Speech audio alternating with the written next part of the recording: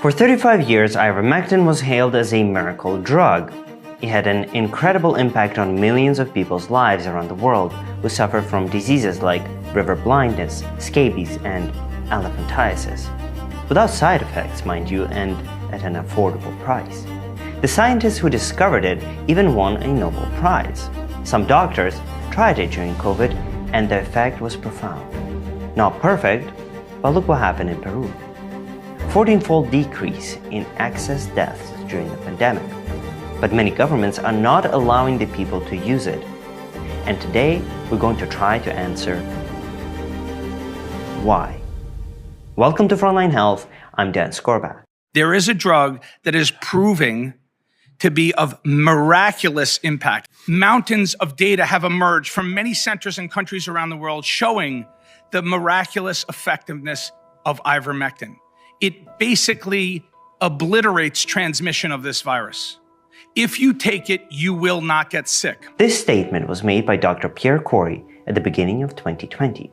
Dr. Kory and a group of other prominent doctors were among the first to develop an effective way to treat COVID-19 early into the pandemic using a cheap, FDA-approved generic drug called ivermectin. And this was at a time when the World Health Organization advised doctors not to treat COVID patients until the disease got serious.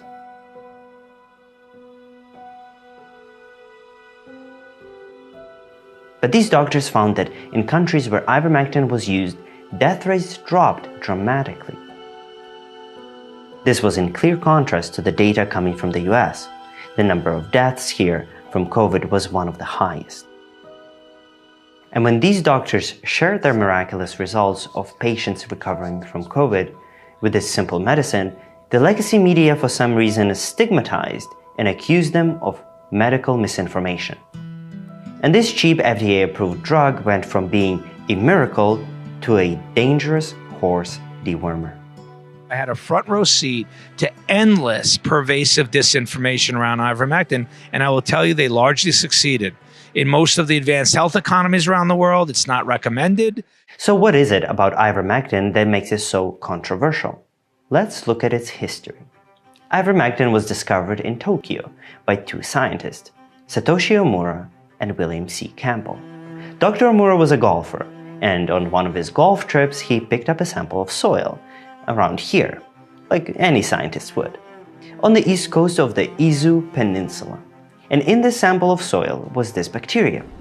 When they took it to the lab, they found it was able to kill roundworms in mice. So they isolated the bacteria's active compounds, slightly changed its structure, and called this new compound ivermectin. This new drug was a big deal, and both Drs. Omura and Dr. Campbell won a Nobel Prize for discovering it. What was so special about ivermectin? Well, scientists are still puzzled by how exactly it works, but it seems to penetrate the nervous system of parasites.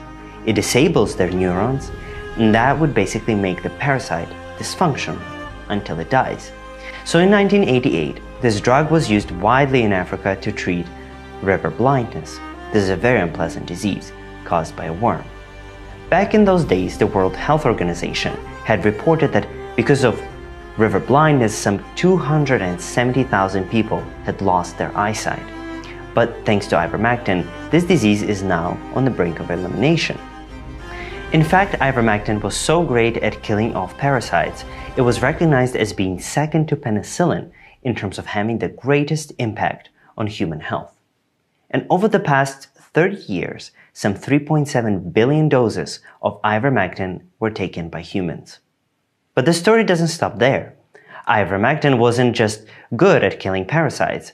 By the time of the COVID-19 pandemic, there was a growing body of evidence that ivermectin could be effective at treating viruses and inflammation.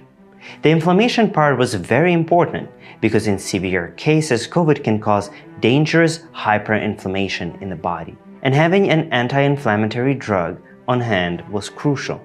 So a good number of doctors around the world began connecting the dots.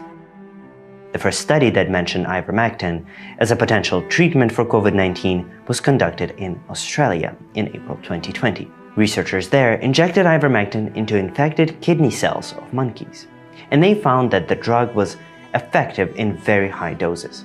And a month after that, the government of Peru approved ivermectin to treat COVID-19 for the entire country. After about a year, a nationwide study was conducted. It concluded that ivermectin in Peru led to a dramatic drop in excess death across a population of 33 million people. Within 5 months, from August to about December, deaths had a 14-fold decrease. Then a new president came to power and heavily restricted the use of ivermectin. And guess what happened? The excess death rate went right back up. So that's what happened in Peru. Over in Brazil, there was a similar story. An international team of researchers examined 88,000 patient records in the southern city.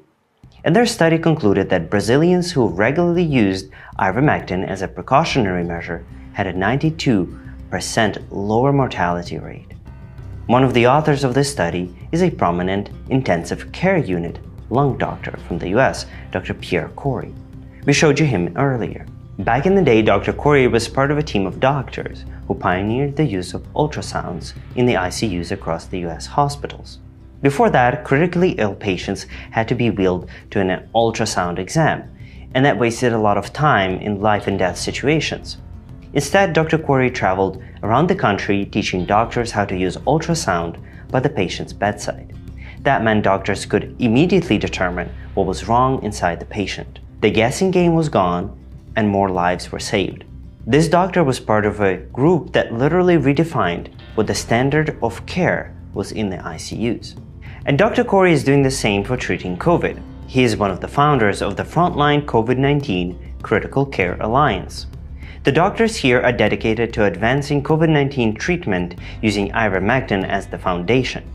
And the physicians who use ivermectin in their protocols allege incredible success in the thousands of patients that they treated. Dr. Benjamin Marble, for example, is an emergency medicine specialist in Florida.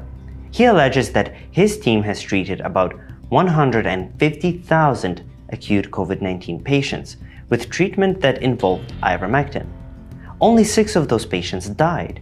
So if you put all of this together, you can see that there's strong evidence that ivermectin is effective in the early stage of COVID. It's effective where there's pneumonia, and it's even effective in long haulers who continue to experience lingering symptoms after the infection. And if it really is that effective, why isn't it being prescribed on a large scale? Well, like any drug, it must be approved by the Food and Drug Administration, or the FDA. And while ivermectin is on the list of approved drugs, the FDA has not approved it to treat COVID. The reason? Health officials cite lack of data in favor of ivermectin. And that's confusing because we just showed you a lot of data that signals ivermectin is actually very effective at fighting COVID. So how come the US health officials are not convinced? In their case, they want to wait for big clinical trials, and these randomized clinical trials have to be published in big journals. And that's exactly what happened here. This, for example, is the latest government-run trial published by the Journal of the American Medical Association. It involved just over 1,500 people in the US. And what they found was that ivermectin did not significantly improve time to recovery in patients with mild to moderate COVID. And if you take it at face value, you'd probably just end up siding with this headline. Study finds ivermectin has little effect. But if you actually dig into it, these big trials have a lot of problems. The other side will argue, but these are the best trials. Every single one of these has massive pharma ties and funding conflicts. They are all highly conflicted researchers who essentially make their living by working for or getting funding from pharma. And these are the people chosen to study a generic off-patent drug. I almost want to leave my argument there because it's unassailable. You're literally using pharmaceutical industry employed investigators to study a competitor which would destroy the entire business model in COVID for these companies.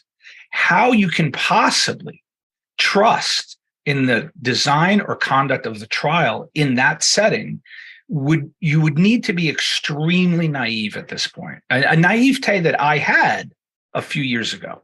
After my journey through COVID, my first question of any trial is looking at the investigators and their conflicts, and it'll tell you everything about the result that was achieved. As far as conflict of interest goes, this particular study had a lot to declare.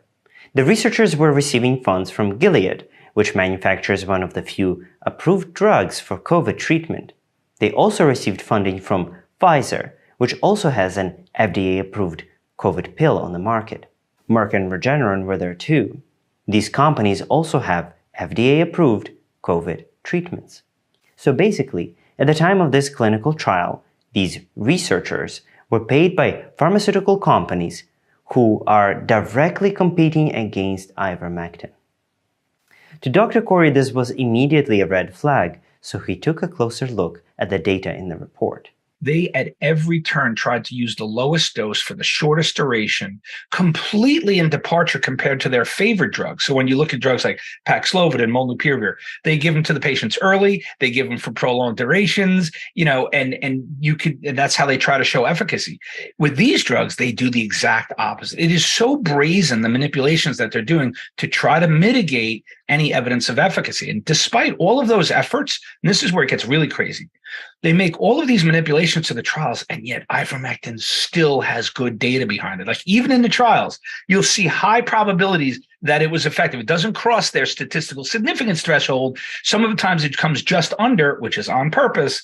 But I mean, you just have to do a little bit more than a casual look at these trials to see the brazen manipulations. In terms of good data, the government trial on ivermectin showed that the drug was actually statistically effective in the treatment of COVID on day 7 and on day 14. But on day 28, it was ineffective. And the researchers decided to use this day as the day that measures whether ivermectin was effective or not. But Dr. Corey said it is absurd to focus on day 28. Think about it this way. If you have a viral infection, it lasts about 2 weeks at the most. That's 14 days. So by the 4th week, there's usually no viral symptoms for ivermectin to improve, because the person has already recovered. So yes, in that case, you can say that ivermectin is ineffective on day 28. But that would be the case for any other drug that helped the patient to recover. Regardless, this clinical trial is like a federal verdict. It gives the FDA and the National Institutes of Health the grounds to recommend against the use of ivermectin to treat COVID. And because these federal agencies are against it, so are the medical boards across the country. And this puts some doctors at risk of losing their medical licenses if they go against the system consensus. It's one of the great sadnesses of my life is I'm watching pharmaceutical industry corruption play out in front of my eyes every day now for a year and a half. I consider myself an expert now at looking at how big pharma manipulates the body of science because I've been forced to observe it. I didn't know this. When I gave my testimony, I had no idea it would launch me on this journey over the next 2 years of endless censorship and false narratives and propaganda and manipulations of science. And it's a sad state of affairs what public health is today. It's unfortunately, I see it as deeply and almost completely controlled by big pharma. To give you another perspective, here's an infographic that the Epoch Times put together on COVID-19 treatments in the US. All the treatments that have been approved by the FDA come with an expensive price tag. $3,000 for remdesivir, up to $10,000 for plasma, $4,000, $2,000, and the medication that is not authorized on average costs under $60. And what's more, ivermectin is a safe drug with a 35-year track record, whereas many of these new drugs come with a big list of side effects. So please, share this video with a friend because it looks like regular folks are being deprived of simple, effective, and safe medication that is saving lives. This is Frontline Health. I'm Dan Skorback. Stay healthy, America.